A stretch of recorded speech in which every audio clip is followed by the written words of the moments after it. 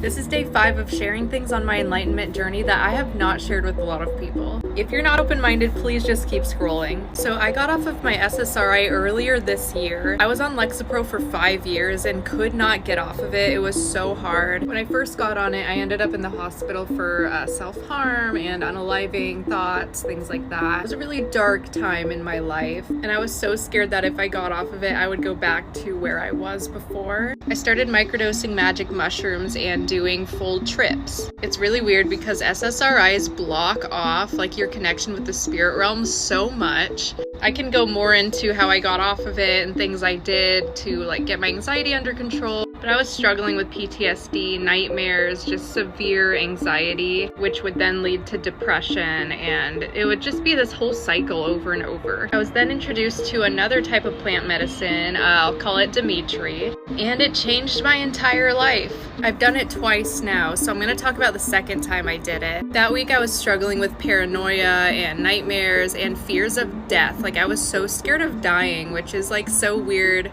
for me to say that now, but that is also a side effect that Lexapro has when you're getting off of it. That's why it's so freaking hard. Again, this was after I completely was off of my Lexapro. I was just dealing with a lot of the withdrawal effects. And during this intense trip, I was reminded of things from my last journey with it. And I had my spirit guides there just giggling, making me laugh, you know, just reminding me like, why are you taking this so seriously? This is all a dream. This is all an illusion. Like, everything you're experiencing right now, why are you taking it so seriously? We're just like laughing, making like it was a good time. I was seeing all these Egyptian hieroglyphics, Mayan things. It was so interesting. And then they showed me my timeline. They informed me that this was my timeline that I made for myself before I volunteered to come to Earth.